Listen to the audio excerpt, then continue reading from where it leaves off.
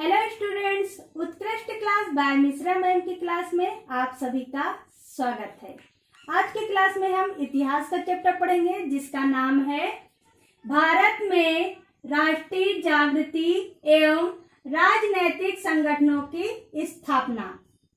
हमने इस चैप्टर में पिछली क्लास में पढ़ लिया था राष्ट्रवाद क्या है, राष्ट्रवाद के तत्व, राष्ट्रवाद के उदय के कारण। आज की क्लास में हम इसी चैप्टर के अंतर्गत राजनीतिक संगठन की स्थापना, उद्देश्य और महत्व के बारे में समझेंगे और पढ़ेंगे। तो स्टार्ट करते हैं आज की क्लास। 1857 की क्रांति के कुछ समय बाद भारत में शांतिपूर्ण तरीके से राजनीतिक गतिविधियां प्रारंभ हो गई। जो शिक्षित वर्ग थे वो राजनीतिक आर्थिक दास्ता से अनभिज्ञ नहीं थे और इसी वर्ग ने संगठित होकर राजनीतिक गतिविधियां आरंभ कर दी। इनका उद्देश्य भारत में प्रतिनिधि सभाओं का आयोजन कर विचार अभिव्यक्ति की स्वतंत्रता और आर्थिक शोषण की नीति की समाप्ति करना था। धीरे धीरे इनकी गतिविधियां भारत की स्वतंत्रता के मांग में परिवर्तित हो गई और भारत के उन सभी क्षेत्रों में जैसे बम्बई, महाराष्ट्र, मद्रास में राजनीतिक संगठन स्थापित होने लगे उन क्षेत्रों में जहां पर अंग्रेजों का प्रभाव अधिक रूप से स्थापित था। तो हम इसकी कुछ संस्थाएं देखते हैं जैसे कि पूना सार्वजनिक सभा जिसकी स्थापना 1870 ईस्वी में संस्थापक महादेव गोविंद रानडे हैं। इस संस्था का उद्देश्य किसानों के कानूनी अधिकारों को लोकप्रिय बनाना था। दूसरा देखते हैं इंडियन लीग की स्थापना संस्थापक शिशिर कुमार घोष जी थे। इन्होंने सन 1875 ईस्वी में इस संस्था की स्थापना की और इस संस्था का उद्देश्य भारतीयों में राष्ट्रवाद जगाना और राजनीतिक शिक्षा देना था। तीसरा ईस्ट इंडिया एसोसिएशन, इसकी स्थापना सन 1867 ईस्वी में दादा भाई नौरोजी जी ने लंदन में की थी राजनीतिक प्रचार हेतु और इसकी संस्था बहुत सारी भारत में भी स्थापित है। अगला मद्रास महाजन सभा, इसकी स्थापना 1884 ईस्वी में हुई जिसके संस्थापक पी आनंद चार्लू थे। इस संस्था का उद्देश्य स्थानीय संगठनों के साथ समन्वय बनाना था। अगला पांचवा संस्था देखते हैं हम बम्बई प्रेसिडेंसी एसोसिएशन। इस संस्था की स्थापना 1885 ईस्वी में फिरोज शाह मेहता ने की थी और इस संस्था का उद्देश्य सभाओं तथा प्रस्तावों द्वारा राजनीतिक चेतना उत्पन्न करना था। फिर अगला देखते हैं इसमें इंडियन एसोसिएशन, इसकी स्थापना 1876 ईस्वी में सुरेंद्र नाथ बनर्जी जी द्वारा की गई। इस संस्था का उद्देश्य वैध तरीकों के उपयोग से भारत के लोगों की राजनीतिक, बौद्धिक एवं भौतिक विकास करना था। तो इस प्रकार जो है 1870 से 1880 के बीच छोटी छोटी जो राजनीतिक संस्थाएं स्थापित हो गई थी और ये जो है भारत के विभिन्न क्षेत्रों में जैसे बम्बई, कोलकाता, मद्रास, ये स्थानीय क्षेत्र की संस्थाएं थी और इन्होंने स्थानीय मांगों के साथ साथ जो है राजनीतिक स्तर के मांगों में जोर दिया। लेकिन ब्रिटिश सरकार जो है राष्ट्रीय स्तर के मांगों को अनसुना कर देती थी। ऐसी स्थिति में एक ऐसी संस्था की आवश्यकता महसूस हुई जो पूरे राष्ट्र के हित में हो और ब्रिटिश शासन उनकी मांगों को पूरा करने के लिए मजबूर हो जाए। इसी को ध्यान में रखते हुए भारतीय जो शिक्षित संगठित जो लोग थे उन्होंने ए ओ हुम का नेतृत्व स्वीकार किया और ए ओ हुम जो थे उन्होंने 28 दिसंबर 1885 ईस्वी में इंडियन नेशनल कांग्रेस की स्थापना की। इस स्थापना के अंतर्गत इसमें पहला जो था इसमें बंबई में आयोजित किया गया संस्थाएं, और फिर कोलकाता में आयोजित हुआ और फिर मद्रास में हुआ, और इसके बाद इन्होंने इलाहाबाद में सभाओं का आयोजन करना प्रारंभ कर दिया। ये जो राजनीतिक छोटे छोटे राजनीतिक थे ये क्षेत्रीय स्तर के थे, जैसे कि ये कोई बंबई प्रेसिडेंसी का स्थानीय क्षेत्रों की मांग उठाता था, और कुछ जो है मद्रास प्रेसिडेंसी का स्थान मांग उठाता था, कुछ बंगाल और कोलकाता स्थानीय क्षेत्र के समस्याओं का मांग उठाने के साथ साथ राष्ट्रीय स्तर के तो मांग उठाते थे, पर ब्रिटिश सरकार जो है उसे अनसुना कर देती थी। और ऐसी स्थिति को समझते हुए कि ऐसी संस्था की आवश्यकता महसूस हुई जिसके द्वारा जो है पूरे भारत के मांग को लिया जा सके और ब्रिटिश सरकार जो है मजबूर हो जाए मांग को स्वीकार करने के लिए।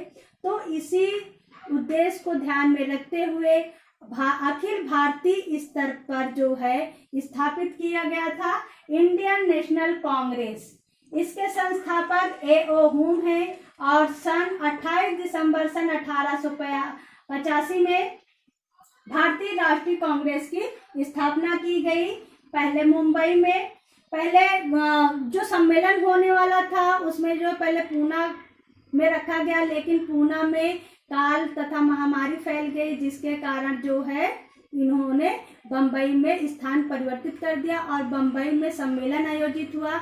इस सम्मेलन में केवल 72 प्रतिनिधि द्वारा सम्मेलन किया गया और यह सम्मेलन जो स्थान था वो बंबई में गोकुल दास तेजपाल संस्कृत कॉलेज में रखा गया और इस संस्था के प्रथम अध्यक्ष थे व्योमेश चंद्र बनर्जी और संस्थापक थे ए ओ हुम। ए ओ हुम ने भारतीय राष्ट्रीय कांग्रेस की स्थापना ब्रिटिश साम्राज्य की सुरक्षा के कवच के रूप में की थी। ये नहीं चाहते थे कि जो भारतीय जनता है वो हिंसा का मार्ग अपनाए। भारतीय जनता हिंसा का मार्ग ना अपनाकर वैधानिक मार्ग जैसे प्रार्थना पत्र, स्मृति पत्र और प्रतिनिधि मंडलों के माध्यम से ब्रिटिश सरकार को प्रभावित कर अपनी मांगों को पूर्ण कर सके। तो इस उद्देश्य से जो ब्रिटिश शासक थे, क्योंकि जो हुम थे वो रिटायर अधिकारी विदेशी व्यक्ति थे, यानी अंग्रेजों के साथ अंग्रेजी लोग थे, तो उन्होंने अपने स्वार्थ के पूर्ति के लिए जो है इस कांग्रेस संस्था की स्थापना की। लेकिन बाद में ये संस्था जो है धीरे धीरे परिवर्तित हो गई और यही कारण था कि इनका जो भारत में छोटे छोटे क्षेत्रों में घूम घूम कर जाकर सभाओं का आयोजन किया, जिससे भारत की जनता इनसे एकजुट हो सके और ये दृढ़ता के साथ अपनी मांगों को ब्रिटिश शासन के प्रति रख सके। यही कारण था कि ये पूरे भारत को एकजुट कर सके और दृढ़ता के साथ अपनी मांगों को ब्रिटिश शासन के समक्ष रख सके। तो हम जो है वन लाइनर के क्वेश्चन जो है आपके एग्जाम में आते रहते हैं, तो इसके लिए हम कांग्रेस की स्थापना से संबंधित कुछ तथ्य जो है चार्ट के माध्यम से देखते हैं। भारत के विभिन्न क्षेत्रों में जो अधिवेशन का आयोजन किया और उसमें कुछ महत्वपूर्ण अधिवेशन को इस चार्ट के द्वारा दर्शाया गया है, क्योंकि आपके एग्जाम में वन लाइनर क्वेश्चन पूछे जाते हैं। तो इन तथ्यों के माध्यम से हम ध्यान में भी रखेंगे। और इसमें जैसे कि भारतीय राष्ट्रीय कांग्रेस की स्थापना कब की गई, तो 28 दिसंबर 1885 में की गई। इसके संस्थापक कौन है? A.O. हुम है। किस स्थान पर इसकी स्थापना हुई? तो इसकी स्थापना मुंबई में हुई। कहाँ पर? गोकुल दास तेजपाल संस्कृत कॉलेज या विद्यालय में की गई। फिर इसका भारतीय राष्ट्रीय कांग्रेस का नामकरण कैसे पड़ा, किसने दिया? तो दादा भाई नौरोजी जी ने दिया। और इसका पूर्व का नाम जो था, जो A.O. हुम ने स्थापित किया था, इसका नाम भारतीय राष्ट्रीय संघ था। लेकिन बाद में इसको भारतीय राष्ट्रीय कांग्रेस का नाम दादा भाई नौरोजी जी ने दिया। ये बहुत ही बुजुर्ग व्यक्ति थे और बहुत ही माने जाने थे। और इसके बाद जब भारतीय राष्ट्रीय कांग्रेस की स्थापना हुई, उस समय वायसराय कौन थे भारत में? तो लॉर्ड डफरिन। ये जो थे 1884 से 1888 तक थे। तो जो भारतीय राष्ट्रीय कांग्रेस थे, इन्होंने भारत के विभिन्न क्षेत्रों में अधिवेशन किया। उसमें से मुख्य अधिवेशन को हम देखते हैं। जैसे 1885 में प्रथम अधिवेशन हुआ मुंबई में, और इसके अध्यक्ष थे W.C. बनर्जी या व्योमेश चंद्र बनर्जी। उस समय जो था 72 प्रतिनिधित्व के अंतर्गत किया गया। प्रथम महासचिव कौन थे? तो A.O. हुम ही थे इसके महासचिव। फिर दूसरा, हर साल जो है इसका अधिवेशन होता है, अधिकतर जो है दिसंबर में होते थे इसके अधिवेशन। तो अगला जो है 1886 में कोलकाता में अधिवेशन हुआ। इसके अध्यक्ष जो थे वो दादा भाई नौरोजी जी थे। और ये जो है 3 बार अध्यक्ष बने थे, जैसे 1886 में, फिर 93 में, फिर 1906 में इसके अध्यक्ष बने। फिर 1887 में मद्रास में अधिवेशन हुआ और इसके अध्यक्ष जो थे वो बदरुद्दीन तैयब जी थे। ये क्या थे? प्रथम मुस्लिम अध्यक्ष थे। पहली बार कांग्रेस के जो अध्यक्ष थे, प्रथम मुस्लिम अध्यक्ष कौन है? तो बदरुद्दीन तैयब जी थे। फिर अगला नेक्स्ट है 1888 में इसका अधिवेशन जो है इलाहाबाद में हुआ और इसके अध्यक्ष जो थे वो जॉर्ज मूले थे। ये प्रथम अंग्रेज अधिकारी थे, यानी गैर भारतीय थे। फिर इसमें से अगला है, इसमें अगला अधिवेशन 1896 में हुआ कोलकाता में। इसके अध्यक्ष जो थे वो हरीमतुल्ला सयानी थे। इन्हीं की अध्यक्षता में पहली बार वंदे मातरम गीत गाया गया, जिसे बंकिम चंद्र चटर्जी जी ने लिखा था। तो उस समय देखिए कि इस समय जो है कोई हिंदू, मुस्लिम, सिख, ईसाई नहीं थे। ये जो अध्यक्ष भी थे, ये चारों अध्यक्ष आप देख सकते हैं जहाँ पर अधिवेशन हुआ था। उस समय जो है कोई सिख था, कोई फारसी था, कोई मुस्लिम था। तो इस तरीके से अध्यक्ष नियुक्त किए गए थे। अलग अलग क्षेत्रों में अलग अलग संप्रदाय के लोगों को अध्यक्ष बनाया गया, ताकि सभी लोग जो है इस संस्था से जुड़ सके। तो उस समय जो है हरीमतुल्ला सयानी जी की अध्यक्षता में पहली बार वंदे मातरम गीत गाया गया। अगला नेक्स्ट है 1905 में जो बंग भंग आंदोलन था। आप लोग जानते होंगे कि लॉर्ड कर्जन ने बंगाल को, हिंदू मुस्लिम की एकता को तोड़ने के लिए बंगाल का विभाजन कर दिया था। तो इसी के विद्रोह में जो है ये सभा का आयोजन हुआ वाराणसी में और इसके अध्यक्ष थे गोपाल कृष्ण गोखले। इन्होंने स्वदेशी तथा बंग भंग आंदोलन का समर्थन किया।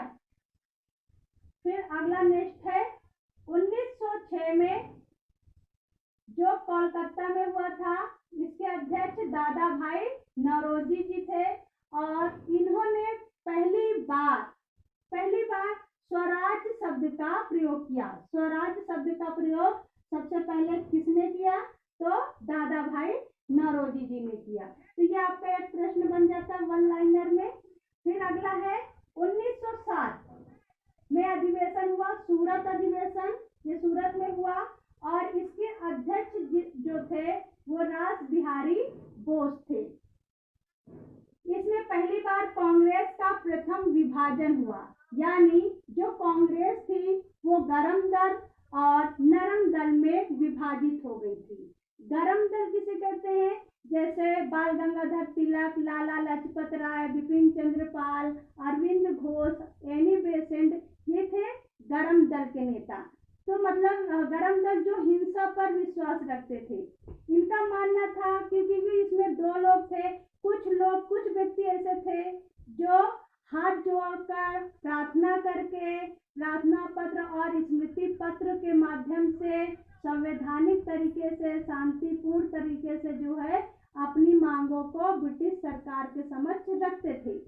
तो ये जो कुछ लोग थे इसमें, उनको पसंद नहीं आता था। उनको लगता था कि ये लोग भीख मांग रहे हैं, अपने ही देश में रहकर अपनी ही चीज के लिए दूसरे के सामने भीख मांग रहे हैं। तो इनको गुस्सा आने लगा, तो यानी ये क्रोधित हो गए कि हम जो है अलग रणनीति अपना सकते हैं। तो गरम दल और नरम दल, इस प्रकार के दो विचारधारा के लोग इसमें आ गए और इन दो विचारधारा का एक साथ नहीं मिलने के कारण सूरत अधिवेशन में दो दल में अलग हो गए।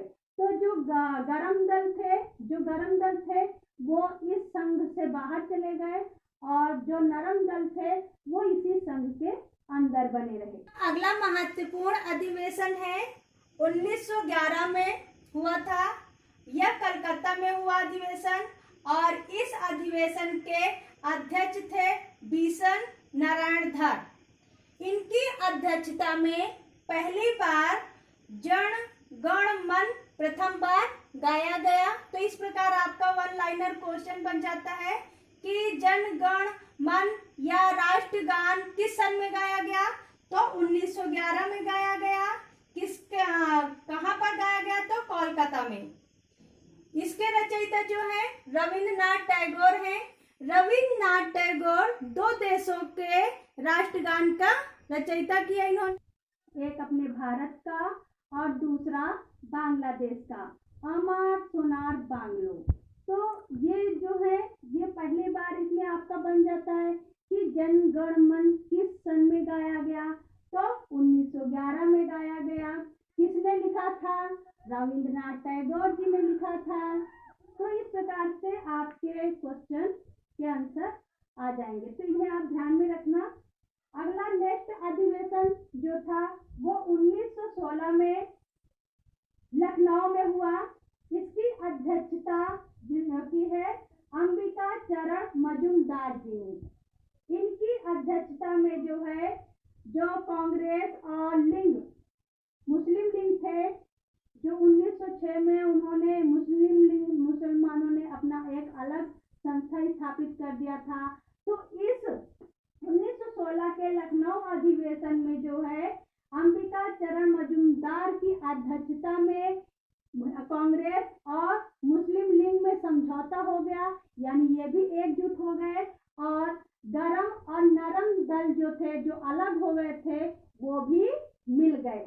और इसी समय जो है जो अपने लोकमान्य तिलक है यानी बाल गंगाधर तिलक हैं, उन्होंने कहा स्वराज मेरा जन्मसिद्ध अधिकार है, मैं इसे लेकर रहूंगा। तो इस प्रकार से जो है इन्होंने अपना पूरी तरीके से भारत को आजाद करने की ठान ली। और फिर इस प्रकार अगला इसमें अधिवेशन देखते हैं 1917 में।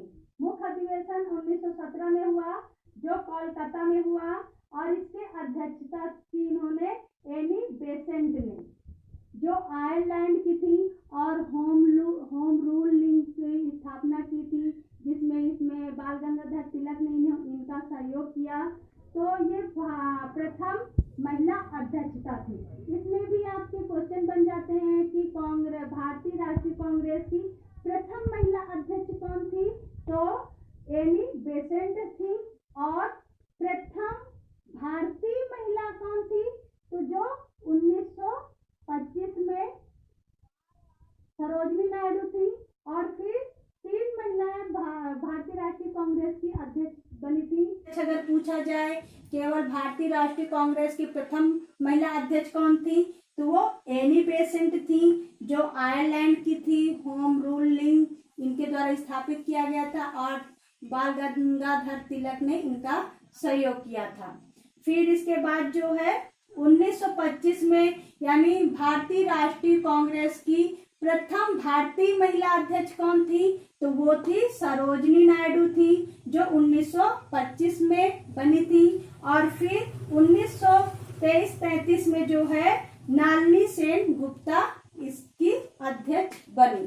तो ये जो मुख्य तत्व थे इनके बारे में आपके एग्जाम में वन लाइनर में पूछे जाते हैं, तो इन्हें आप अच्छे से ध्यान में रखना। तो ये हुआ आज की क्लास हमारी यहाँ तक। जब तक नेक्स्ट क्लास आती है तब तक आप इन प्रश्नों को हल कीजिए। तब तक के लिए जय हिंद।